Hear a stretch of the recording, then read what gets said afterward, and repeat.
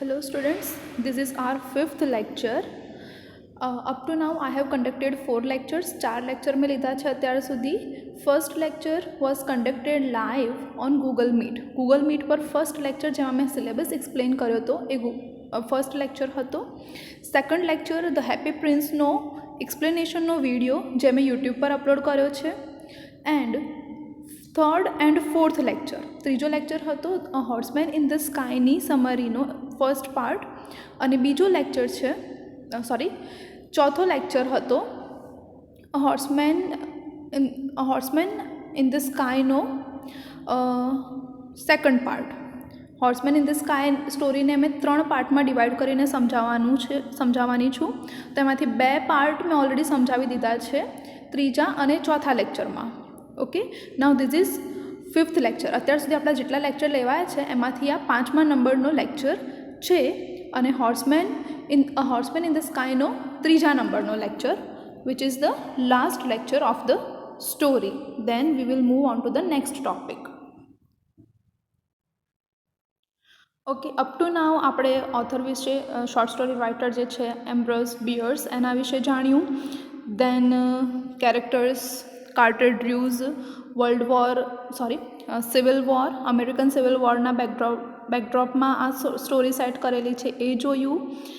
And in our previous lecture we saw that after facing much of emotional conflict, બહુ જ emotional conflict અને turmoil face કર્યા પછી Druse has finally made up his mind to shoot the main.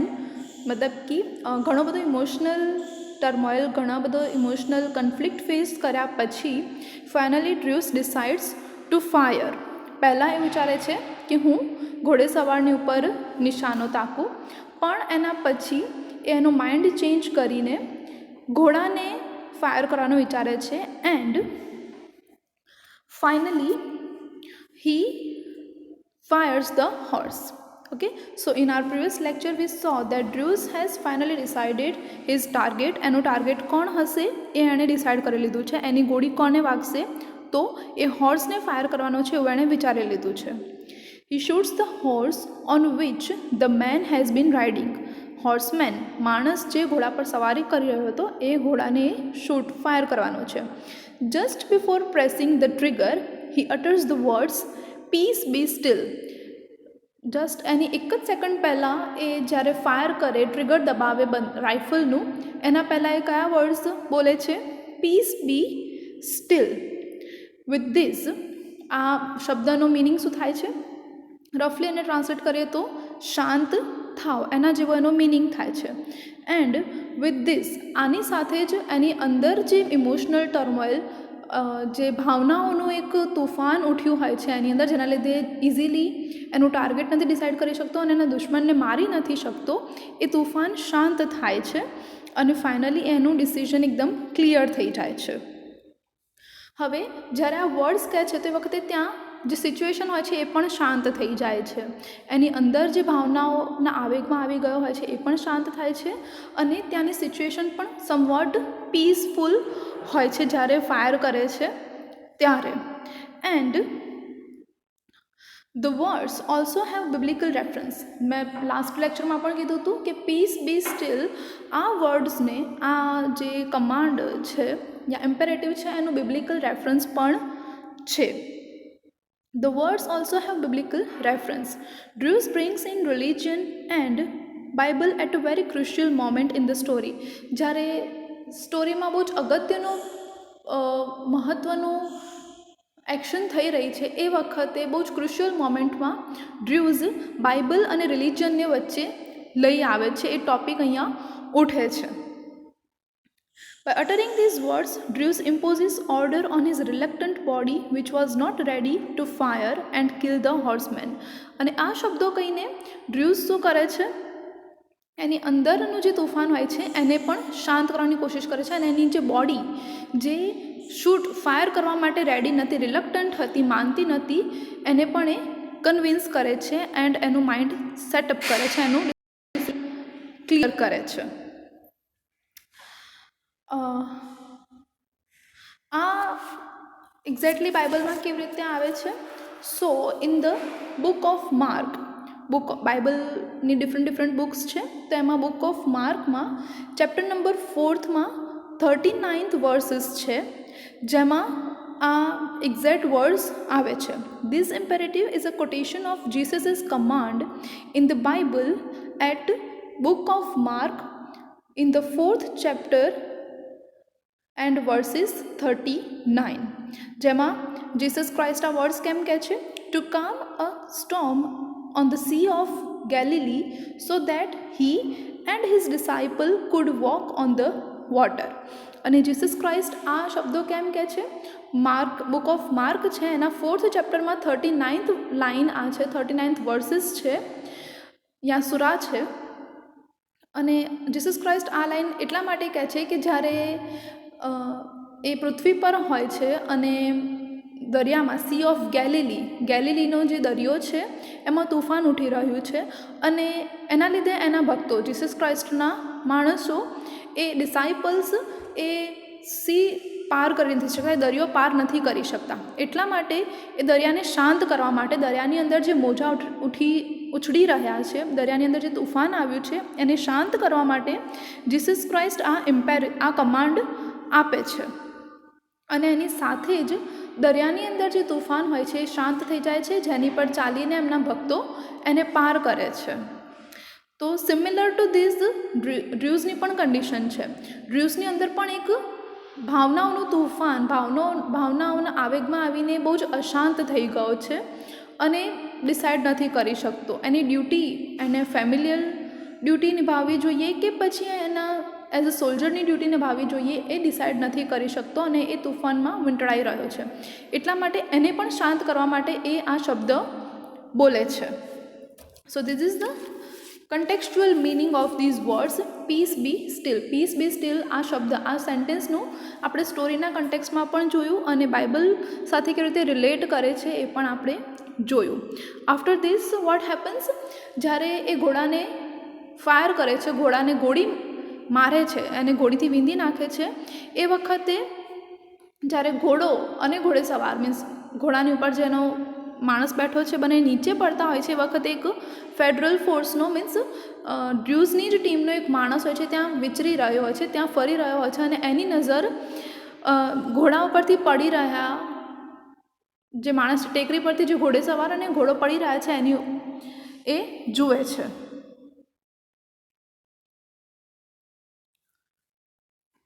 And terror caused by the sight made him believe as if he is witnessing the apocalypse. And in our previous lecture we had stopped at this moment. આપણા પાછલા last લેક્ચરમાં આપણે આ જગ્યાએ જ exact stop થયા હતા કે ટેકરી પરથી ઘોડેસવારને અને ઘોડાને નીચે પડતો જોઈને ફેડરલ ઓફિસર બહુ જ શોક થઈ ગયો છે, એને આઘાત લાગ્યો છે અને એ વખતે એને એવું લાગે છે કે as if A apocalyptic મૂવમેન્ટને witness કરી રહ્યો છે. Now what is this apocalyptic movement? या apocalypse શું છે? So apocalypse is basically a great disaster. બાઇબલમાં apocalypse is a sign of biblical revelation of the end times. બાઇબલને અકોર્ડિંગ એપોકેલિપ્સ ત્યારે આવે છે જ્યારે દુનિયાનો વિનાશ થવાનો હોય છે, આ પૃથ્વીનું અસ્તિત્વ, આ દુનિયાનું અસ્તિત્વ ખતમ થવાનું હોય છે, એ વખતે એપોકેલિપ્સ આવતું હોય છે. The biblical apocalypse is a vision of the end of the world. અને બાઇબલના અકોર્ડિંગ આ એપોકેલિપ્સ જે એને શું કહેવાય કે ગ્રેટ ડિઝાસ્ટર છે, અનહોની યા કયામત. યસ, કયામત ક્યારે આવે છે? જ્યારે પૃથ્વીનો વિનાશ થવાનો હોય છે એ વખતે કયામત આવે છે. અને કયામત એક સિમ્બલ છે પૃથ્વીનું, દુનિયાનું ખતમ થવું, એનો નષ્ટ થવો.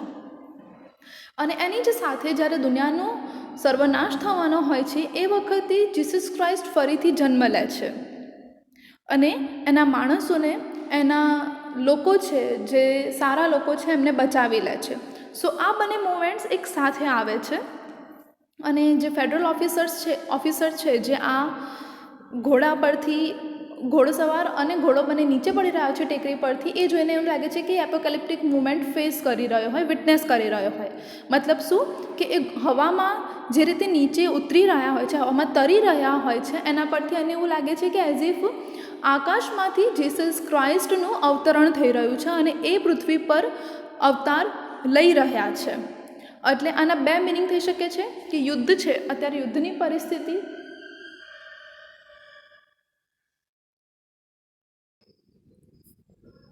અને આ સમય પણ એવો છે, એક બાજુ વોર ચાલી રહ્યું છે. And war is a sign of destruction. વોરમાં જાનહાનિ, માલહાનિ ઘણું જ બધું થતું હોય છે. So it is a time similar to apocalypse. Apocalypse મતલબ શું? End of times, the end of the earth, the end of lives, the revelation of the end times. અને અત્યારે યુદ્ધની પરિસ્થિતિ પણ એવી જ છે કે બધું ખતમ જ કરી દેવાની છે. War is a main made means to destroy, to bring destruction into our lives. અને એ વખતે ડ્રુઝ પોતાના સિચ્યુએશનને જીસસ ક્રાઇસ્ટ સાથે કમ્પેર કરે છે અને એના શબ્દો કહીને એ પરિસ્થિતિને શાંત કરવાની કોશિશ કરી રહ્યો છે. સો જ્યારે ફેડરલ ઓફિસર છે એ આ સાઈડ જુએ છે કે ઘોડેસવાર હવામાંથી નીચે તરી રહ્યો છે, નીચે પડી રહ્યો છે, એ વખતે એને એવું જ લાગે છે કે એઝ ઇફ એ જીસસ ક્રાઇસ્ટનું પૃથ્વી પર અવતરણ થઈ રહ્યું હોય એવી કોઈ ક્ષણ વિટનેસ કરી રહ્યો હોય. The terror caused by the sight make him believe as if he is witnessing the apocalypse. એ એપોકેલિપ્સ વિટનેસ કરવા માટે, એક ક્ષણ જોવા માટે ચૂઝ કરવામાં આવ્યો હોય એવું એને ફિલિંગ આવે છે. Ultimately we can say that he is also greatly affected by the moment. અત્યારે જે થઈ રહ્યું છે, જે ક્ષણ ચાલી રહી છે, જે સમય વીતી રહ્યો છે, એ પણ એનાથી, જે ફેડરલ ઓફિસર છે એ પણ એનાથી ઘણો જ પ્રભાવિત થઈ ગયો છે. Out of the intensity of the emotions of this apocalyptic moment, his legs lose the strength and falls on the ground where he was standing. He hears the sound of the group falling in the trees. After some efforts, he finds them there at the foot of the cliff and he returns to his camp.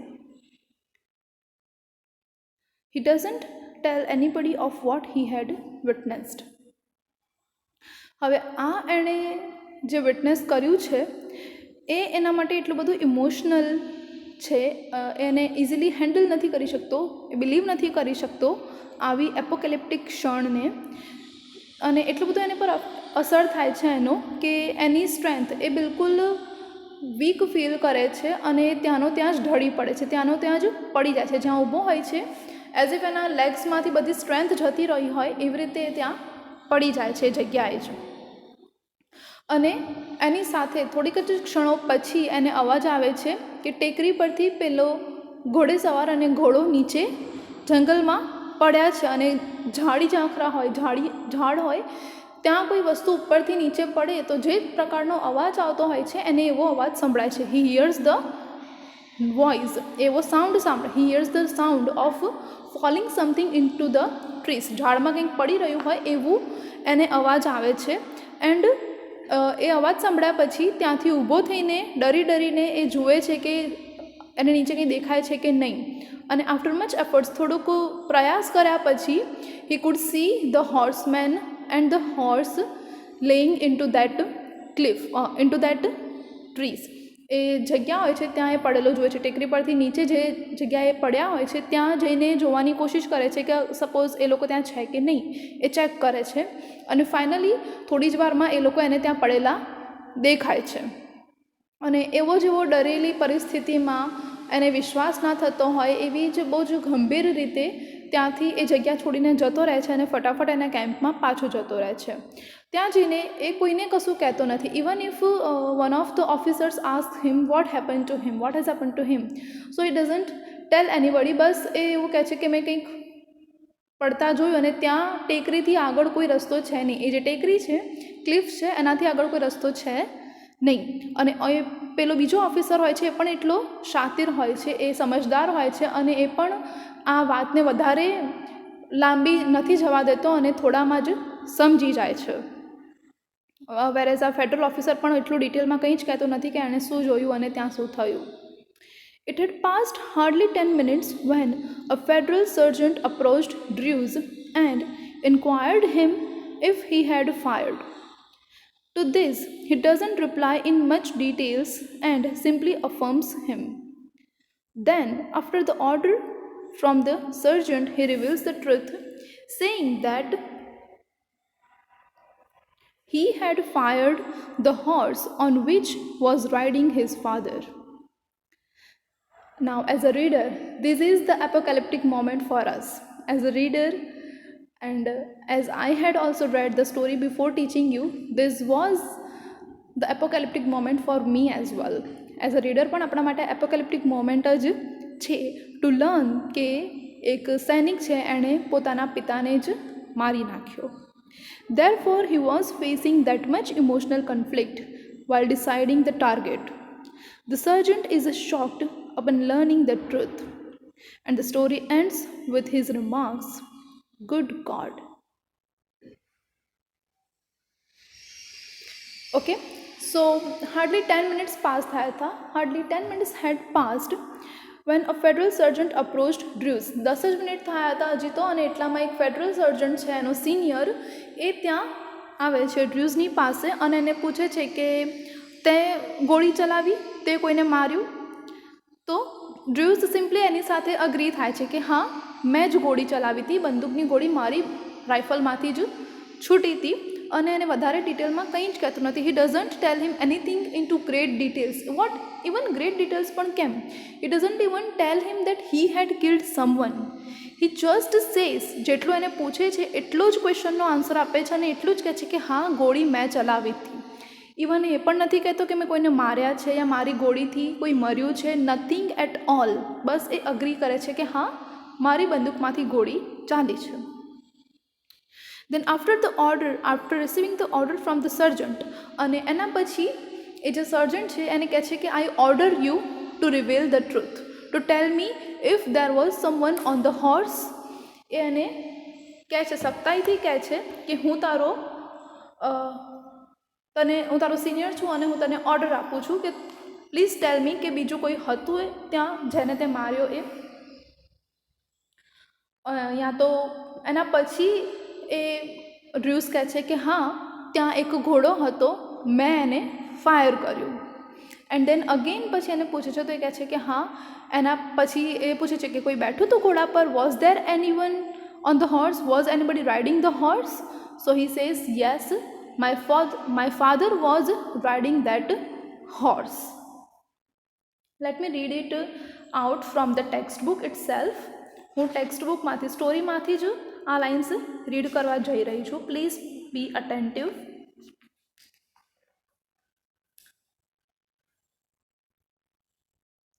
After firing his shot, Private Carter Drews reloaded his rifle and resumed his watch.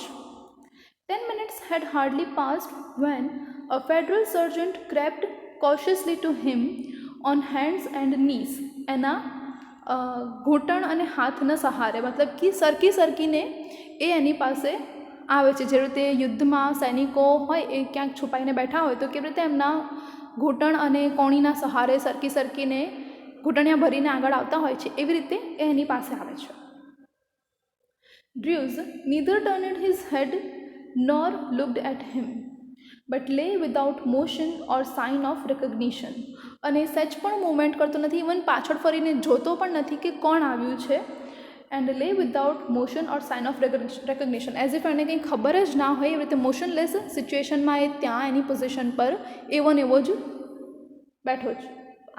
લે means આડો પડ્યો છે. Did you fire? The sergeant whispered. એ whisper મતલબ ધીમેથી કહે છે કે ડીડ યુ ફાયર? તે ફાયર કર્યું? ધીમેથી એને પૂછે છે. યસ. યસ કોણ કહે છે? Druse. You see how briefly he answers. એકદમ પેલોને પૂછે છે કે ડીડ યુ ફાયર? તો ડ્ર્યુસ એટલું જ કહીને ખતમ કરી દે છે કે યસ. ઇવન યસ એ એટલું પણ નથી કહેતો કે yes I had fired. He simply says yes. At what? કોની તરફ તે ફાયર કર્યું? કોના પર નિશાનો તાક્યો તે? અ horse. It was standing on that rock over there, pretty far out.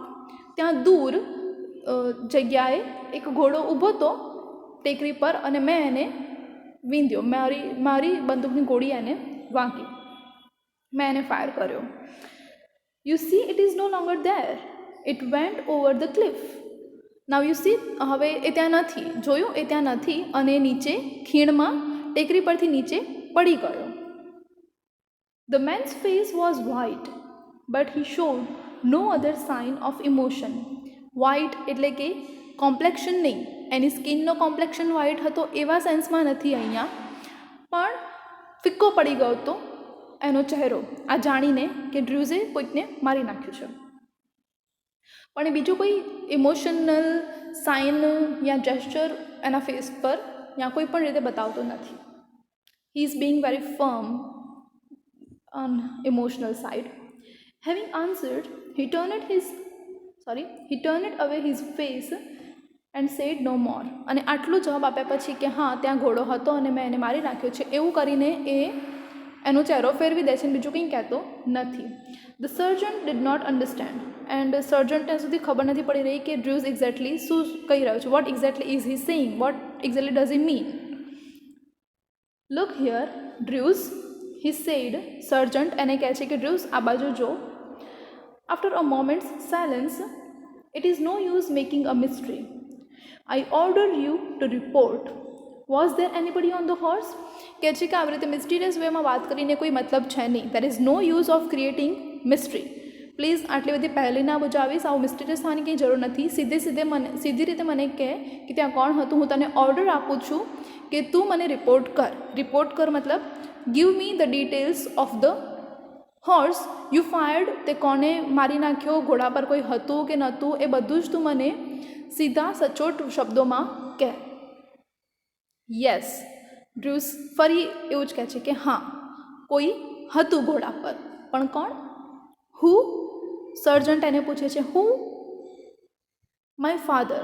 ડ્રુઝ એવો રિપ્લાય આપે છે માય ફાધર, મતલબ મેં જે ઘોડાને માર્યો એ ઘોડા ઉપર મારા ફાધર બેઠા હતા. He was means my father was riding the horse which I fired. The sergeant rose to his feet and walked away. Good God, he said. Now, even the sergeant is shocked. સર્જનને પણ આઘાત જેવું લાગે છે કે how could a son kill his father?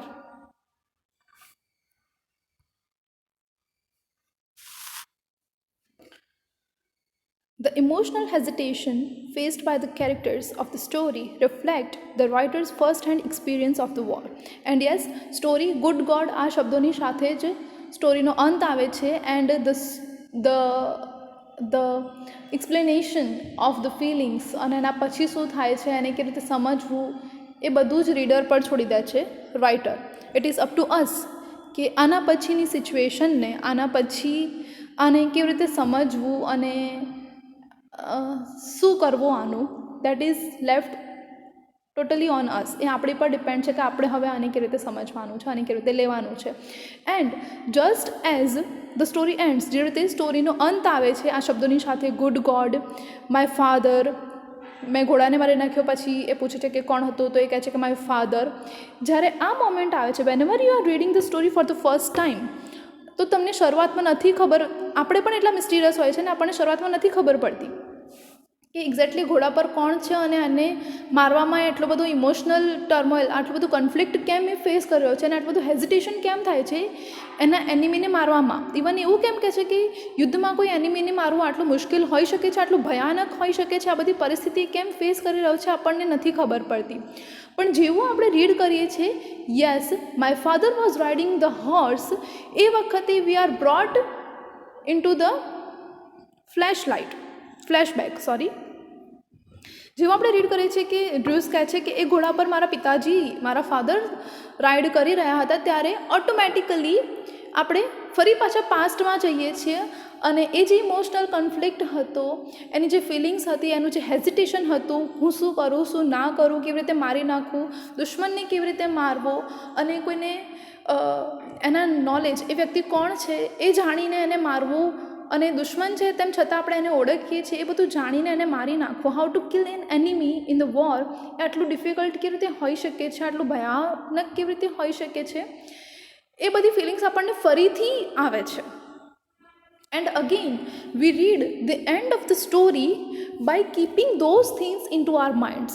જેવો સ્ટોરીનો અંત થાય છે ત્યારે પાછળના જે ક્ષણ હતા જે ડ્રુઝે ફીલ કર્યા છે અને એની સાથે સાથે આપણે પણ એને ફીલ કરીએ છીએ, એને વિટનેસ કરીએ છીએ અને સિમ્પથાઇઝ ફીલ કરીએ છીએ, તો ફરી પાછા સ્ટોરીમાં પાછળ જઈએ છીએ અને ફ્લેશબેકમાં જઈને એને ઓટોમેટિકલી આપણે રીડ કરીએ છીએ કે okay, so this was the reason Y he was facing this much conflict. આટલું બધું એને પ્રોબ્લેમ કેમ થઈ રહી હતી, હવે આપણને ખબર પડે છે કે એકચ્યુઅલી ડ્રુઝ આવી પરિસ્થિતિમાંથી કેમ પસાર થયો હતો. So, the emotional hesitation faced by the characters of the story reflect the writer's first-hand experience of the war. The story puts forth the madness of war and its impact on the youth, while depicting how his duty as a soldier matters more than the life of his father. How two people in blood relation are bound by the enmity of two opposite parties on the battleground.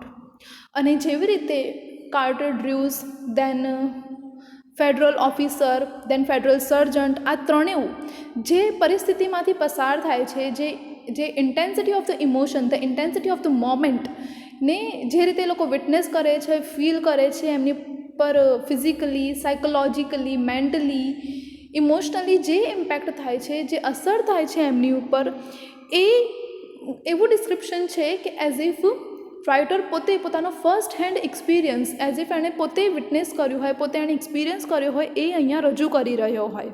And of course it is true in a way how the writer had served in the civil war. જે Ambrose Beers છે એમણે American civil વોરમાં serve કર્યું હતું. He was the a veteran there. એટલા માટે of course એમણે ઘણા બધા સીન, આવા દ્રશ્યો જોયા હશે કે જેમાં લોકો એકબીજાને મારી રહ્યા હોય અને એમને બસ ખાલી નેશન પ્રત્યેની એમની ડ્યુટી છે એનું જ ભાન રહેતું હોય અને બીજું કોઈ વસ્તુનું ભાન રહેતું નથી. ઇવન ભલે આપણા રિલેશનમાં કોઈ હોય કે ના હોય, be it a father or anybody else, કોઈને મારી નાખવું કેટલું ભયાનક હોઈ શકે છે એ પરિસ્થિતિનો ખ્યાલ આપણને અહીંયા આવી જાય છે, સ્પેશિયલી એની સામે જોઈને. એટલા માટે રાઇટર એમના વોરના એક્સપિરિયન્સને ધ્યાનમાં રાખીને અહીંયા આપણને આખી સ્ટોરી ડિપિક્ટ કરી રહ્યા છે. And it is said that the act of patricide, એક પિતાને મારી નાખવું, મતલબ કે એક સન પોતાના પિતાને જે રીતે મારી નાખે છે, એ સીન ઘણી બધી વખત એમની સ્ટોરીઝમાં આવે છે અને આ સ્ટોરી એમાંની જ એક સ્ટોરી છે. સો yes, the story puts fourth his own experiences of the war. The story puts forth the madness of war and its impact on the youth, while depicting how his duty as a soldier matters more than the life of his father. અને આવી રીતે એ બતાવે છે કે એક યુવાન છોકરો છે, યુવા મગજ પર આ યુદ્ધની પરિસ્થિતિનો કેવો અસર થાય છે કે એ એના પિતાને મારી નાખે છે, એના ફાધરને મારી નાખે છે અને એના માટે એના ટીમ, મતલબ કે એનું જે સૈન્ય છે, એના સૈનિકો છે, એની લાઈફ વધારે ઇમ્પોર્ટન્ટ છે એના પિતાની લાઈફ કરતાં.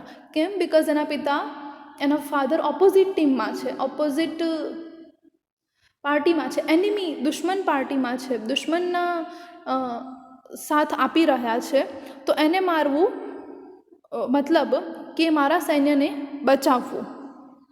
અને જે બે માણસો, પિતા અને પુત્ર, જે બ્લડ રિલેશનમાં બંધાયેલા છે, જેમના વચ્ચે ખૂનનો નાતો છે, એ બંને માણસો કેવી રીતે બેટલફિલ્ડ પર યુદ્ધની પરિસ્થિતિમાં કેવી રીતે એકબીજાના દુશ્મન બની જાય છે અને એકબીજાને ખતમ કરી નાખે છે, મારી નાખે છે, એ બહુ જ ભયાનક, આપણને ડિસ્ટર્બ કરી દે એવી પરિસ્થિતિ છે. જ્યારે કે યુદ્ધ લડવામાં આવતું હોય છે ત્યારે એને હિરોઇક એક્ટ ગણવામાં આવે છે, બહુ સારું પ્રાઉડ ફીલ થતું હોય એવી રીતે યુદ્ધ કરવામાં આવતું હોય છે. બટ કોઈનો પર્સનલ એક્સપિરિયન્સ કેટલો ડેન્જરસ, કેટલો ટર્મોઇલ યા કેટલો ઇનગ્લોરિયસ હોઈ શકે છે આપણને ખબર પડે છે. એ આપણે અહીંયા સ્ટોરીમાં ફીલ કરી શકીએ છીએ, રીડ કરી શકીએ છીએ. The war has been fought with such fervor, religiosity that even the general advice of his father seems a divine command which ought to be followed. It can be said that there is an attempt to escape from the guilt of having to kill his father by not directly firing at him but the horse. Even after firing at him, he is not easily revealing the fact of patricide, which is for him the sign of patriotism. And therefore, he feels that he is the inglorious part of an heroic past. It was not only the conflict between two enemy parties, but the conflict between emotions and duty. So, જે રીતે મેં આગળ પણ કીધું, war બહુ જ હિરોઇક ફરવેર સાથે અને બહુ જ આમ શું કહેવાય pomp and show religious in a sense કે એને બહુ જ સિરિયસલી એઝ બહુ જ મહત્ત્વ આપીને લડવામાં આવતું હોય છે. અને જ્યારે એને નથી ખબર પડતી કે મારે મારી ડ્યુટી નિભાવવી જોઈએ કે પછી મારા પિતા સાથેનો રિલેશન જોવો જોઈએ, એ વખતે એને એના પિતાના જે શબ્દો યાદ આવે છે કે do what you feel is right for your duty. તારા ડ્યુટીના હિતમાં જે હોય, તને જે લાગે કે તારું ડ્યુટીના અકોર્ડિંગ સાચું છે એ જ તું કામ કરજે, તારી ફરજ તું સંપૂર્ણપણે નિભાવજે. એ શબ્દો એઝ ઇફ ભગવાનના શબ્દો હોય, કોઈ કમાન્ડ હોય કે જે ફોલો થવો જ જોઈએ, એવી રીતે એની પર અસર કરે છે. એન્ડ યુ નો, જ્યારે ઇફ યુ રિમેમ્બર કે જ્યારે સૂઈ રહ્યો હોય છે, when he was sleeping, the writer writes, જ્યારે અને ઊંઘમાંથી જ્યારે ઉઠે છે ત્યારે રાઇટર શું લખે છે, what good or bad angel come into his dream to rouse him up from his state of crime. એ વખતે કેમ એવું કહે છે કે good or bad angel? Bad angel એટલા માટે કે એ ઊંઘમાંથી ઉઠ્યો એટલા માટે તને ખબર પડી ને કે ત્યાં કોઈ ઊભું છે. ગુડ એટલા માટે કે અગર બીજા કોઈએ એના કોઈ સિનિયર ઓફિસરે એને જોઈ લીધો હોત કે આવી રીતે ઓન ડ્યુટી સૂઈ રહ્યો છે, તો ઓફકોર્સ એને માટે ડેથ પનિશમેન્ટ જ હોવાની હતી, તો એ એમાંથી બચી ગયો. અને બેડ એટલા માટે કે એ ઊંઘમાંથી ઉઠ્યો એટલા માટે જ એને ખબર પડી કે ત્યાં ટેકરી પર કોઈ ઊભું છે, અને એ ટેકરી પર બીજું કોઈ નહીં પણ એના પિતા જ ઊભા છે. ઘોડા પર એ ઘોડે સવાર જે છે એના પિતા જ છે, એના ફાધર જ છે અને બીજું કોઈ નથી. અને એટલા માટે એને જોઈને એ એની ફરજ પરથી હટી શકતો નહોતો અને એની ફરજ નિભાવવા માટે એણે એના ફાધરને મારી નાખ્યા. એટલા માટે કહે છે કે ગુડ અને બેડ એન્જલ, ખબર નહીં કોણ સારી યા ખરાબ એન્જલે આવીને એને ઉઠાડી દીધો એને આવી રીતે ઊંઘમાંથી. અને એટલા માટે જ ડ્રુઝ એવું ફીલ કરે છે કે હિરોઇક પાસ્ટનો આ એક ઇનગ્લોરિયસ પાર્ટ છે, એ એક ઇનગ્લોરિયસ પાર્ટ છે. કેમ? બિકોઝ કે વોર બહુ હિરોઇક લાગે છે, પણ જ્યારે તમારા ફરજ નિભાવતી વખતે કોઈ પુત્રએ એના પિતાને મારી નાખવું પડે તો એ ગ્લોરિયસ કેવી રીતે હોઈ શકે છે? એ કોઈ પ્રેઝવર્ધી કામ નથી. પણ સ્ટીલ યુદ્ધના જે હિરોઇઝમ છે એને ધ્યાનમાં રાખીને, એનું જે ફર્વર રિગરસ છે, બહાદુરીને બધાને ધ્યાનમાં રાખીને કોઈ એવું જ કહેશે કે એણે દેશ પ્રત્યે પોતાની, એના સૈનિકો પ્રત્યે પોતાની ફરજ નિભાવવા માટે એના પિતાને મારી નાખે, એવું એનું નેશનલિઝમ છે. But do you think this needs to be appreciated? This should be appreciated even? Please question yourself. Even after firing at him, he is not easily revealing the fact of patricide.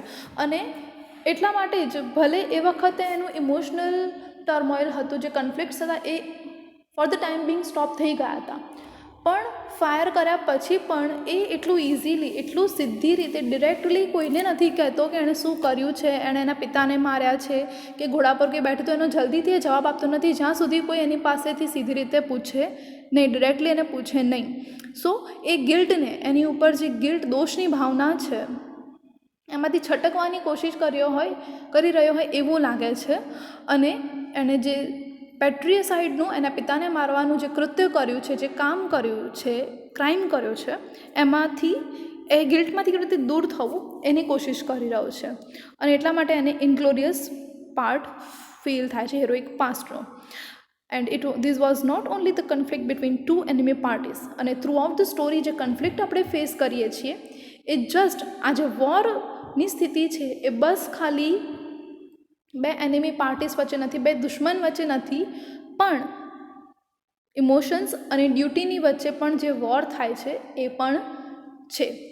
And કોઈ પણ human being હોય, they are fellow human beings, we are related to them in a way. આપણે બધા એક છીએ એવું જ સમજીને ચાલતા હોઈએ તો કોઈને પણ મારી નાખવું બરાબર હોઈ શકે યા કેવી રીતે હોઈ શકે, બરાબર છે કે નથી, એ બધું આપણે વિચારવું જોઈએ. સો our discussion, our summary critical analysis ends here in this third part of the lecture. ત્રીજો લેક્ચર હતો એમાં આપણે એન્ડ લાવીએ છીએ આનો. And if you feel any questions, તમને કોઈ ક્વેશ્ચન હોય યા તમને કંઈ ખબર ના પડી હોય, then please feel free to ask me. તમે કોમેન્ટ્સમાં યા તો વોટ્સએપ ગ્રુપમાં કોઈ પણ રીતે મને ક્વેશ્ચન પૂછી શકો છો without any hesitation. I will try my best to solve your queries, yeah, your doubts. Okay, thank you for being there.